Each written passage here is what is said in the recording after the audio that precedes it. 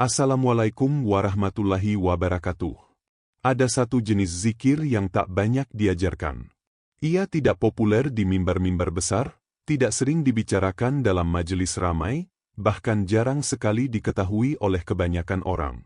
Zikir ini tidak memiliki suara yang lantang, tidak pula irama yang indah untuk diperdengarkan. Ia tidak menarik perhatian mata, tidak memancing pujian, dan tidak meninggalkan jejak yang bisa dibanggakan. Namun justru karena ia tersembunyi, karena ia dilakukan dalam sunyi, pahalanya begitu luar biasa di sisi Allah. Zikir ini tidak lahir dari suara, melainkan dari hati yang tenang sekaligus lelah. Dari jiwa yang telah terlalu lama berjalan di dunia, menanggung beban hidup, kecewa, luka, dan keletihan, namun masih menyimpan satu keinginan paling dalam, pulang kepada Tuhannya.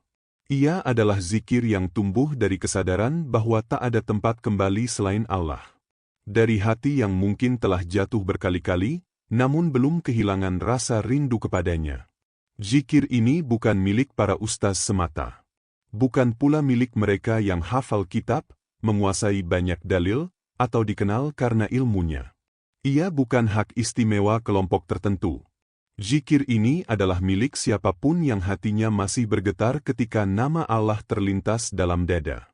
Bahkan jika getaran itu muncul tanpa suara. Bahkan jika ia hanya hadir dalam diam, dalam tangis yang tak terlihat oleh siapapun. Dalam air mata yang jatuh di sepertiga malam tanpa saksi, kecuali Allah semata. Betapa banyak orang yang terlihat kuat di luar, namun hatinya rapuh. Betapa banyak yang tersenyum di hadapan manusia, namun jiwanya menangis di hadapan Tuhan. Dan zikir inilah yang seringkali menjadi sandaran terakhir mereka. Sebuah panggilan lirih dari kedalaman jiwa yang tak mampu lagi berkata apa-apa selain menyebut namanya. Tanpa kalimat panjang, tanpa susunan kata yang rumit. Hanya kehadiran hati yang jujur. Hari ini, kita akan menyelami satu perjalanan batin. Sebuah perjalanan tentang zikir rahasia. Tentang cahaya yang tidak disorot kamera. Tentang ibadah yang tidak membutuhkan pengakuan manusia. Tentang amalan yang mungkin tak pernah disebut orang, namun dikenal oleh langit. Dikenal oleh malaikat. Dan dicatat langsung oleh Allah dengan kasih sayangnya yang luas. Bab 1. Zikir yang disembunyikan dalam cahaya. Di jalan sunyi yang jarang dilalui manusia, ada sejenis zikir yang tidak diajarkan dengan suara keras. Ia tidak dipublikasikan secara gamblang, tidak pula dijadikan ajaran massal yang mudah ditemui. Zikir ini hidup di antara napas dan keheningan. Ia berdiam di ruang terdalam jiwa. Hanya diketahui oleh hati yang telah mencicipi rindu kepada Tuhan. Rindu yang tak bisa dijelaskan dengan kata-kata, namun terasa nyata dalam dada. Zikir ini tidak ditulis di papan pengumuman. Tidak dipromosikan, tidak disebarluaskan. Ia tidak menjadi bahan perbincangan dalam forum-forum keilmuan yang ramai. Ia bagaikan cahaya yang tersembunyi di balik lapisan malam. Tidak tampak oleh mata biasa, namun menyinari batin mereka yang diam-diam mencarinya. Mereka yang tak puas dengan hiruk-pikuk dunia. Mereka yang diam-diam bertanya, apakah masih ada jalan yang lebih dekat kepada Allah? Dan justru karena zikir ini tersembunyi, nilainya menjadi lebih mulia di sisi Allah. Sebab apa yang tak terlihat oleh manusia seringkali justru paling nyata di hadapannya. Apa yang tidak dipuji manusia, seringkali paling dicintai oleh Tuhan. Allah melihat kejujuran hati, bukan keramaian suara. Ia menilai ketulusan, bukan tampilan luar. Para wali Allah tidak mengajarkan zikir ini kepada sembarang orang. Bukan karena mereka ingin menyimpan ilmu untuk diri sendiri, bukan pula karena pelit terhadap kebaikan. Melainkan karena zikir ini membutuhkan kesiapan batin. Ia bukan sekadar lafaz yang diucapkan, tetapi jembatan rahasia antara roh yang haus dan sang pemberi hidup. Jembatan yang hanya bisa dilalui oleh hati yang telah merendah, yang telah hancur dari kesombongan, dan yang telah jujur mengakui kelemahannya di hadapan Allah. Zikir ini tidak dipelajari melalui lisan, melainkan melalui kehinaan hati. Melalui air mata yang jatuh tanpa disadari orang lain. melalui rasa butuh yang tak tertuliskan. Mereka yang menemukannya adalah mereka yang tidak pernah berhenti mencari. Meski dalam gelap, meski tanpa penunjuk jalan. Mereka berjalan hanya dengan keyakinan bahwa Allah tidak akan membiarkan seorang hamba mencarinya tanpa jawaban. Dan dari sinilah perjalanan ini dimulai. Zikir yang tersembunyi ini seringkali hanya terdiri dari satu kata. Bukan rangkaian kalimat panjang. Bukan susunan lafaz yang rumit. Kadang hanya satu sebutan yang sangat sederhana, bahkan hampir tak terdengar. Mungkin hanya hu, atau aha, atau bahkan sekadar getaran batin yang tak mampu diucapkan oleh lidah. Namun justru disitulah rahasianya. Dalam kesederhanaan itu tersembunyi kedalaman yang mampu menenggelamkan hati ke dalam samudera makna. Zikir ini bukan untuk mengisi keramaian. Ia tidak diciptakan untuk memecah sunyi dengan suara. Justru sebaliknya, ia hadir untuk memecah kesunyian batin yang terlalu lama dipenuhi oleh hiruk-pikuk dunia. Ia bukan untuk didengar telinga, tetapi untuk ditangkap oleh jiwa. Saat seseorang melafazkannya dengan penuh kehadiran, dengan hati yang benar-benar hadir, seluruh malaikat mendengarnya meskipun manusia di sekelilingnya tidak menyadari apapun. Orang-orang yang mengamalkan zikir ini jarang terlihat istimewa di mata manusia. Mereka tidak banyak berbicara tentang amalan mereka. Mereka tidak memamerkan ketenangan yang mereka miliki. Bahkan seringkali mereka terlihat biasa saja, menjalani hidup sebagaimana orang lain. Namun jika engkau mendekat kepada mereka, engkau akan merasakan sesuatu yang berbeda. Ada kesejukan yang tak bisa dijelaskan. Tatapan mereka dalam, wajahnya teduh, langkahnya pelan namun mantap. Seakan-akan mereka membawa kedamaian kemanapun mereka pergi. Mereka adalah orang-orang yang hidup di tengah dunia, bekerja, berkeluarga, dan menjalani rutinitas sebagaimana manusia lainnya. Namun ruh mereka telah lama akrab dengan langit.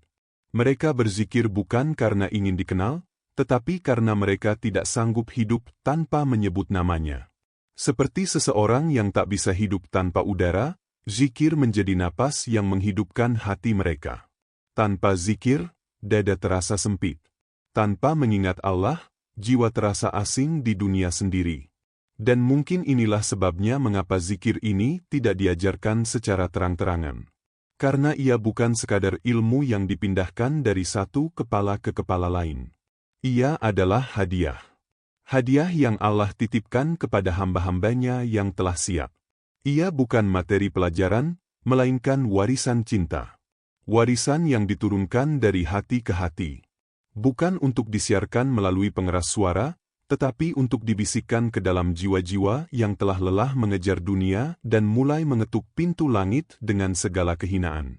Mereka yang menerima zikir ini biasanya adalah orang-orang yang telah kenyang dengan hiruk-pikuk dunia. Yang telah menyadari bahwa pujian manusia tidak pernah benar-benar mengenyangkan. Bahwa pencapaian dunia tidak selalu membawa ketenangan. Hati mereka lelah, namun bukan lelah yang putus asa. Melainkan lelah yang jujur. Lelah yang akhirnya melahirkan kesadaran bahwa hanya Allah satu-satunya tempat bersandar.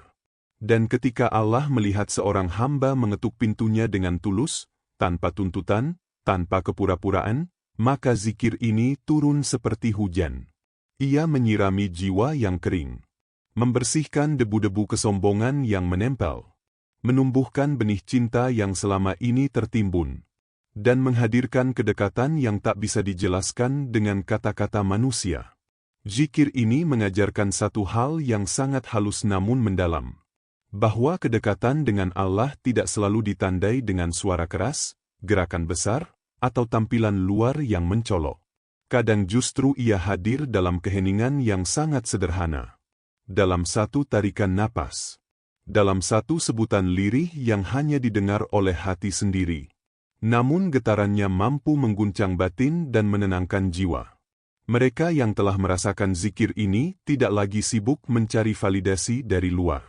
Mereka tidak tergesa-gesa membuktikan kesalehan. Karena di dalam hati mereka sudah ada hubungan yang hidup. Hubungan yang tak perlu dipertontonkan.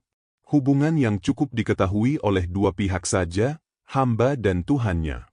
Dan dari sinilah zikir rahasia itu terus hidup. Tidak diwariskan melalui buku. Tidak diajarkan melalui ceramah panjang. Tetapi diturunkan melalui pengalaman batin, melalui malam-malam sunyi, melalui doa-doa yang tak bersuara. Hingga akhirnya zikir itu menjadi bagian dari diri. Menjadi denyut yang tak terpisahkan dari kehidupan. Menjadi cahaya tersembunyi yang terus menyala, meski tak pernah terlihat oleh mata dunia.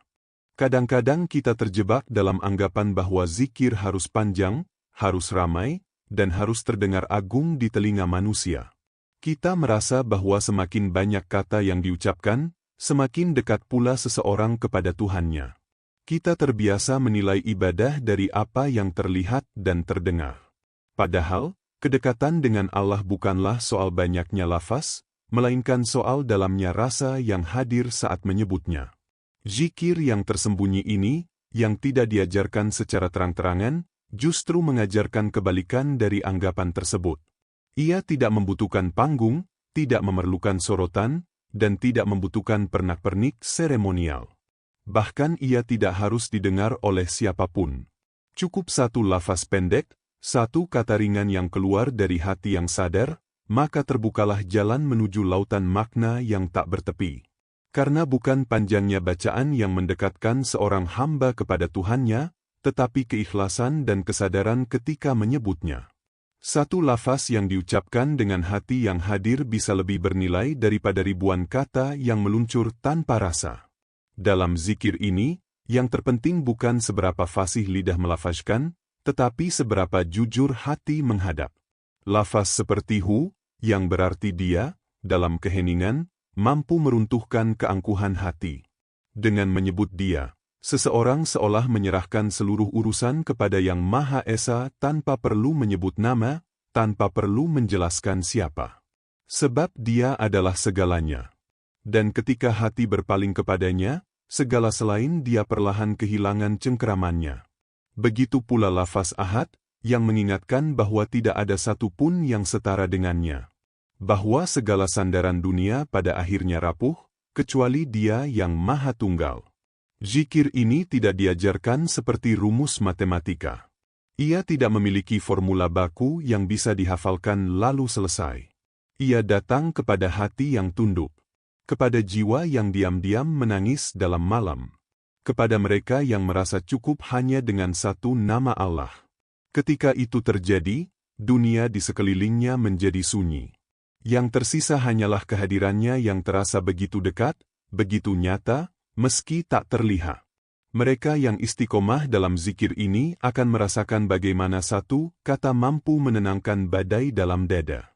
Satu lafaz pendek dapat membuat hati bergetar lebih kuat daripada pidato panjang yang penuh retorika. Zikir ini bekerja bukan pada permukaan, melainkan di kedalaman. Ia menyentuh akar kegelisahan, lalu menenangkannya perlahan.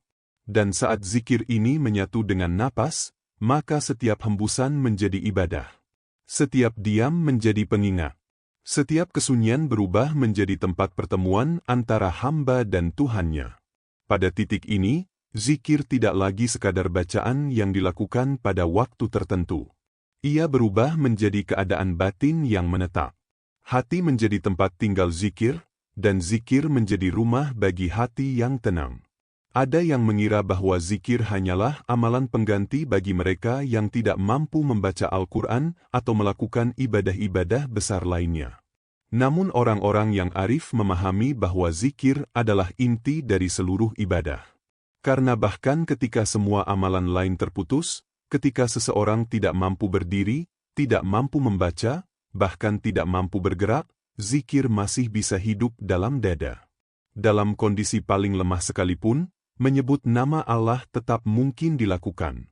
Bahkan di detik-detik menjelang kematian, ketika suara mulai hilang dan tubuh tak lagi berdaya, zikir inilah yang paling mungkin masih menyala. Ia sederhana, namun justru karena itu ia tak pernah berhenti bekerja.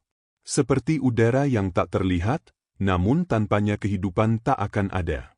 Zikir menghidupi roh bagi siapapun yang bersungguh-sungguh menyebutnya. Dan dari situlah muncul satu rahasia paling dalam. bahwa zikir ini bukan untuk dipelajari semata, melainkan untuk dihidupi. Ia bukan hafalan yang disimpan di kepala, melainkan pengalaman yang tertanam di hati. Ia bukan wacana yang diperdebatkan, melainkan rasa yang dialami. Lafaz-lafaz pendek yang terucap dalam keheningan malam bisa menjadi sebab terbukanya langit. Bukan karena bunyinya, melainkan karena getaran kejujuran yang ia lahirkan. Karena ketika hati menyebut Allah bukan untuk didengar manusia, melainkan semata-mata untuk mencari perhatiannya, maka zikir itu tidak lagi menjadi suara. Ia berubah menjadi cahaya. Cahaya yang menerangi jalan pulang bagi jiwa yang merindukannya. Pada tahap tertentu dalam perjalanan batin, seorang hamba akan sampai pada satu keadaan yang sulit dijelaskan dengan kata-kata, keheningan. Bukan sekadar sunyi karena tidak ada suara, melainkan sunyi yang penuh makna. Sunyi yang justru berbicara lebih lantang daripada ribuan kata. Disinilah banyak orang keliru menilai. Mereka mengira diam adalah kekosongan, padahal bagi jiwa yang telah terlatih, diam adalah ruang pertemuan paling jujur antara hamba dan Tuhannya. Dalam keheningan itu, ego mulai melemah. Tidak ada lagi kebutuhan untuk membela diri, tidak ada dorongan untuk menjelaskan, apalagi untuk mengesankan. Semua topeng yang biasa dipakai di hadapan manusia perlahan luruh. Yang tersisa hanyalah hati apa adanya, berdiri sendirian di hadapan Allah. Pada titik ini, tidak ada yang bisa disembunyikan, karena sunyi memaksa kejujuran. Sunyi ini bukanlah pelarian dari dunia, melainkan cara melihat dunia dengan lebih jernih. Ketika suara luar mereda, suara batin mulai terdengar. Dan seringkali, suara batin itulah yang selama ini tertutup oleh hiruk-pikuk kesibukan, ambisi, dan keinginan yang tak pernah selesai. Dalam sunyi, seseorang mulai menyadari betapa banyak hal yang ia kejar ternyata tidak benar-benar ia butuhkan. Orang-orang yang belum sampai pada makam ini sering merasa takut pada keheningan. Mereka merasa tidak nyaman saat sendirian, gelisah ketika tidak ada distraksi.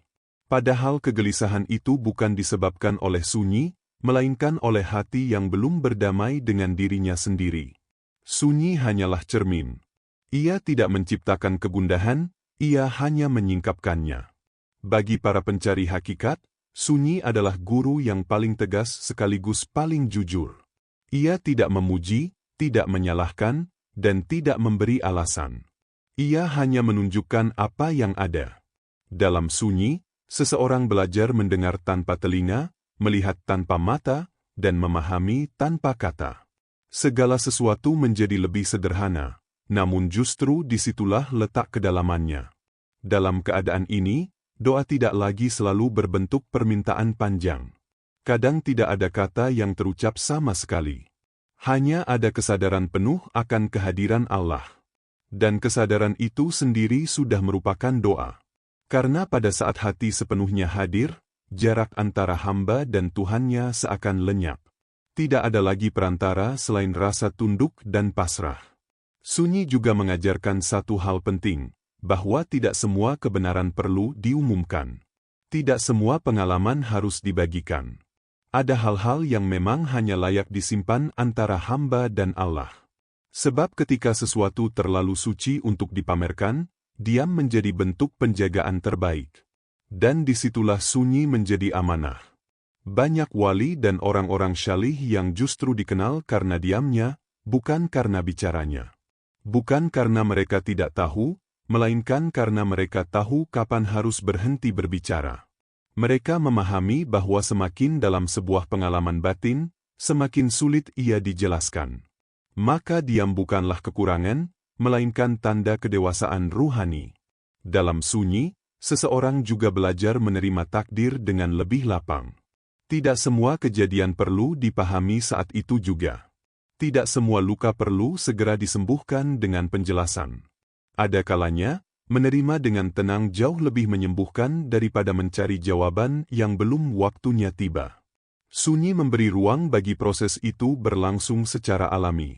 Dan ketika sunyi ini telah menjadi sahabat, bukan lagi musuh, maka hidup mulai terasa berbeda.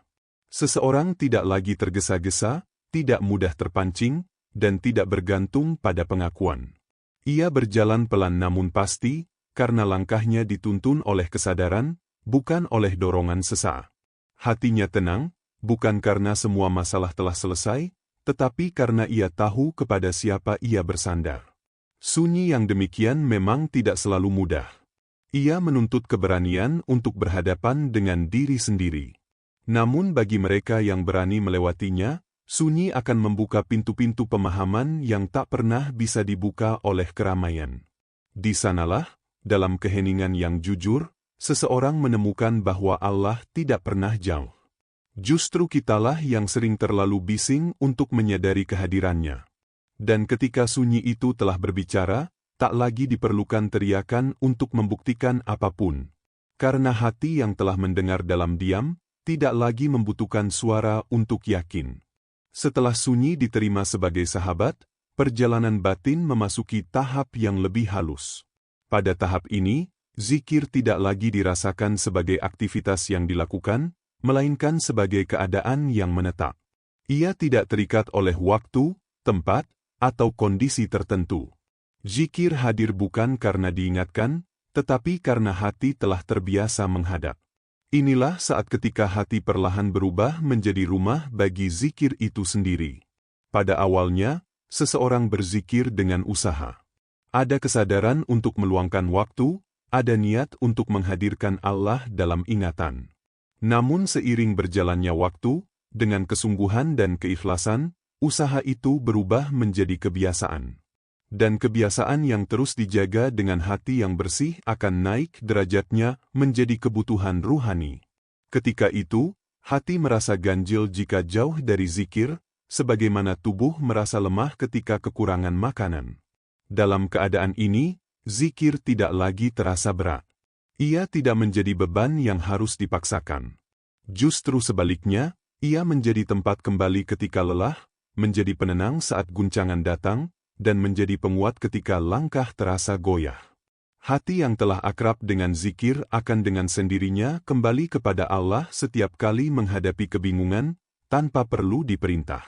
Perubahan ini terjadi secara perlahan dan nyaris tak disadari. Tidak ada tanda lahiriah yang mencolok. Tidak ada klaim atau pengakuan. Bahkan seringkali, orang yang mengalaminya justru merasa biasa saja. Namun di dalam batinnya, ada ketenangan yang sulit diganggu. Masalah tetap datang, ujian tetap ada, tetapi respons hati menjadi berbeda. Tidak reaktif, tidak tergesa, dan tidak mudah hanyut oleh emosi. Ketika hati telah menjadi rumah zikir, pandangan terhadap dunia pun berubah. Dunia tidak lagi dipandang sebagai tujuan utama, melainkan sebagai jalan yang harus dilalui dengan kesadaran. Kesuksesan tidak lagi diukur semata dari pencapaian lahiriah, dan kegagalan tidak lagi dianggap sebagai akhir dari segalanya. Semua peristiwa diterima sebagai bagian dari pengaturan Allah yang maha bijaksana. Dalam kondisi ini, seseorang mulai memahami makna tawakal yang sesungguhnya. Bukan pasrah tanpa usaha, tetapi menyerahkan hasil dengan penuh kepercayaan setelah berikhtiar. Zikir menjaga hati agar tidak bergantung pada sebab, melainkan pada sang pemilik sebab. Maka ketika sesuatu berjalan sesuai harapan, hati bersyukur tanpa sombong. Dan ketika sesuatu berjalan di luar rencana, hati bersabar tanpa putus asa. Rumah zikir di dalam hati juga menjadikan seseorang lebih peka terhadap bisikan nurani. Ia lebih mudah merasakan mana yang menenangkan dan mana yang mengeruhkan. Keputusan-keputusan hidup tidak lagi semata didorong oleh nafsu atau tekanan luar, tetapi ditimbang dengan kehadiran batin. Karena hati yang hidup dengan zikir memiliki kompas yang halus namun akurat. Menariknya, orang-orang yang hatinya dipenuhi zikir seringkali tidak terlihat menonjol. Mereka menjalani kehidupan secara sederhana, berbicara secukupnya, dan beramal tanpa banyak suara. Namun keberadaan mereka membawa keteduhan. Bukan karena kata-kata, melainkan karena keadaan batin yang terpancar. Hati mereka yang tenang memengaruhi sekitarnya tanpa disadari. Disinilah zikir menunjukkan buahnya yang paling nyata. Ia tidak hanya memperbaiki hubungan dengan Allah, tetapi juga memperhalus hubungan dengan sesama.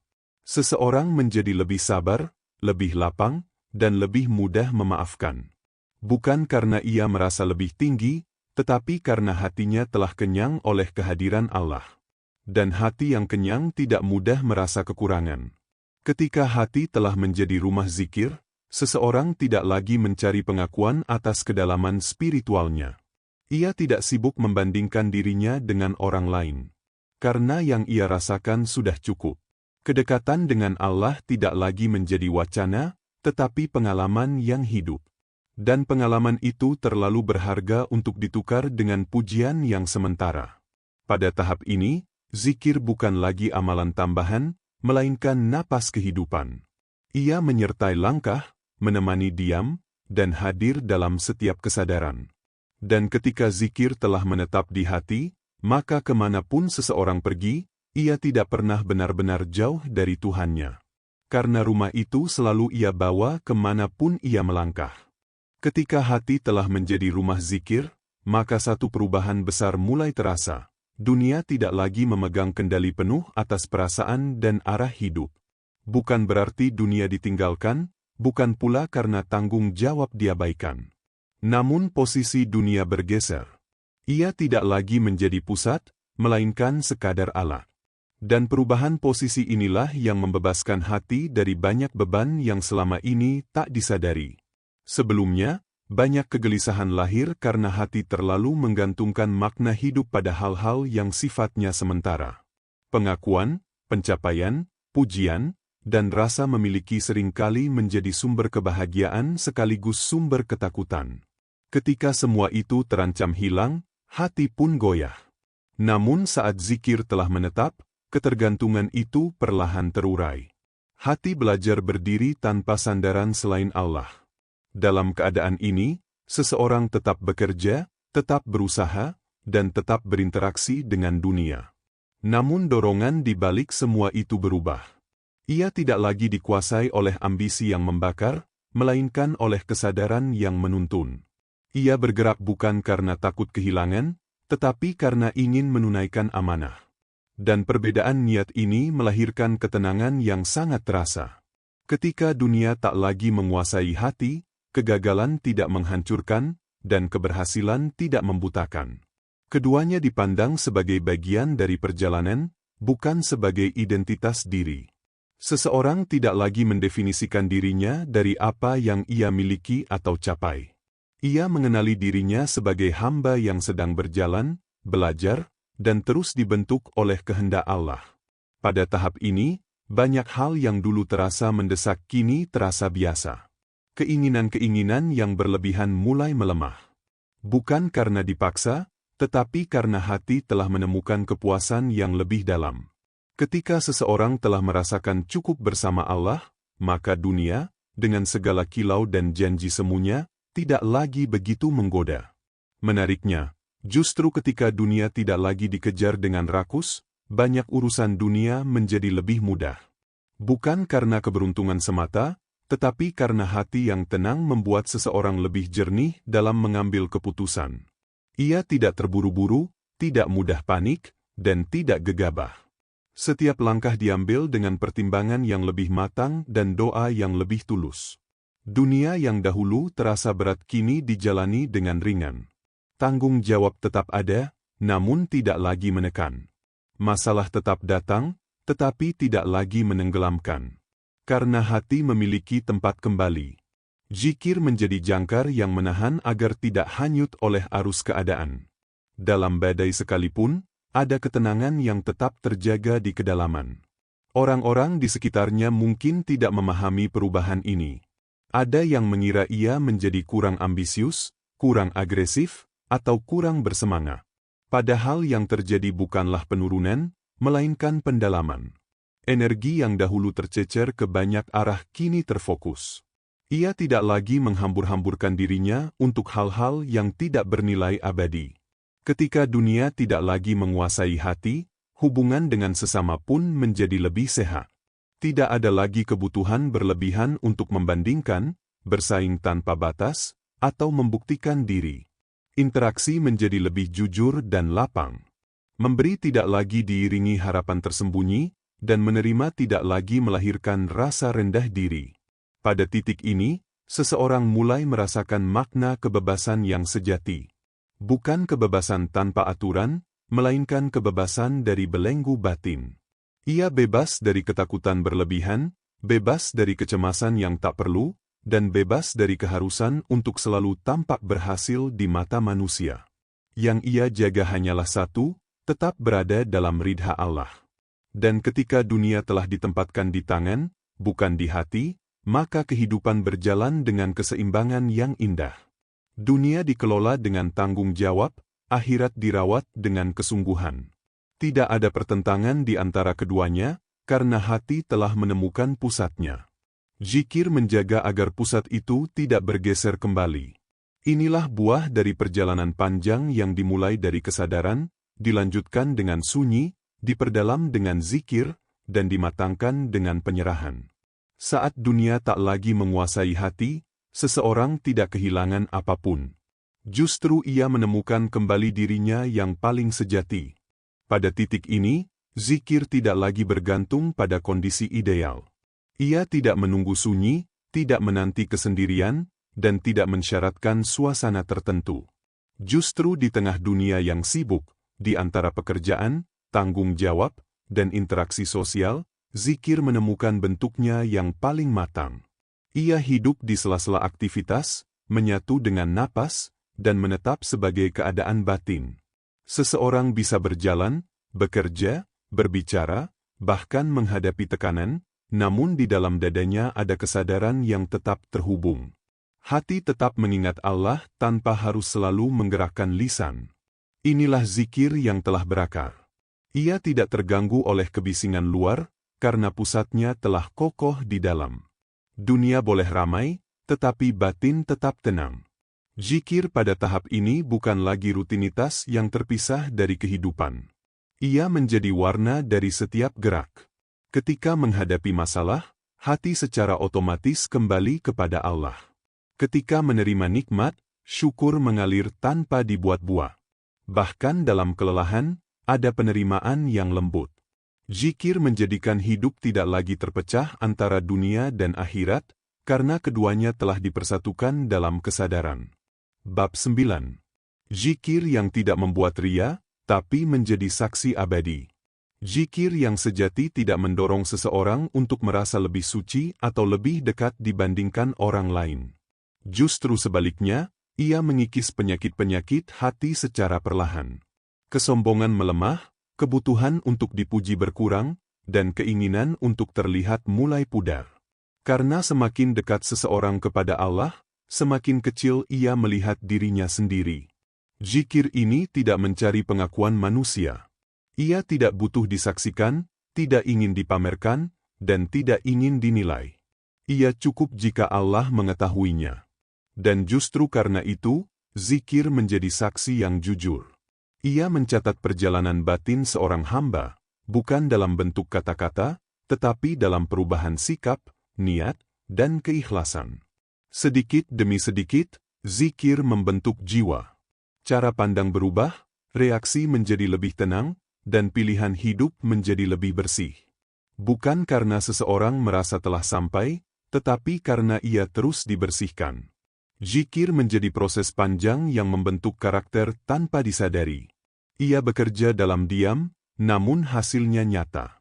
Di hadapan Allah, bukan seberapa sering lisan bergerak yang dinilai, tetapi seberapa dalam hati terjaga.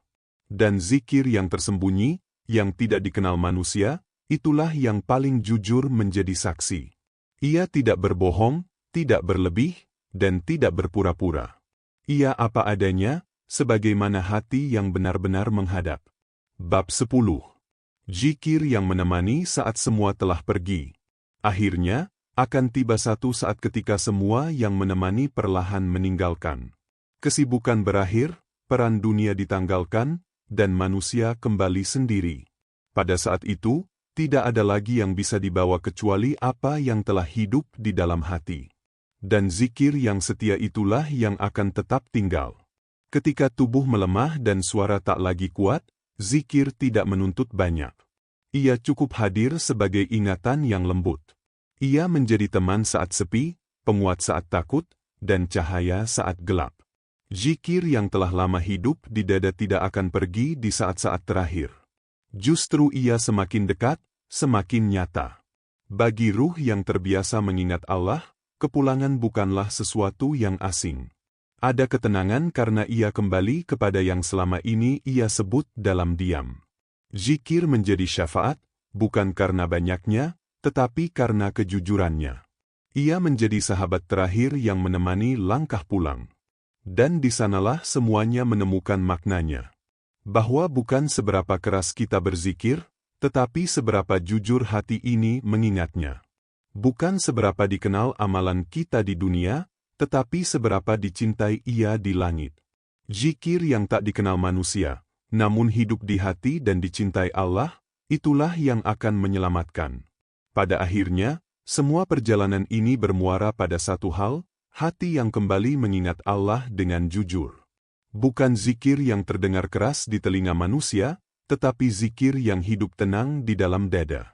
Ketika dunia perlahan menjauh dan semua yang fana ditinggalkan, hanya ingatan kepadanya yang tetap setia menemani. Semoga zikir yang kita jaga dalam diam menjadi cahaya saat gelap, menjadi sahabat saat sepi, dan menjadi jalan pulang yang penuh kedamaian. Wassalamualaikum warahmatullahi wabarakatuh.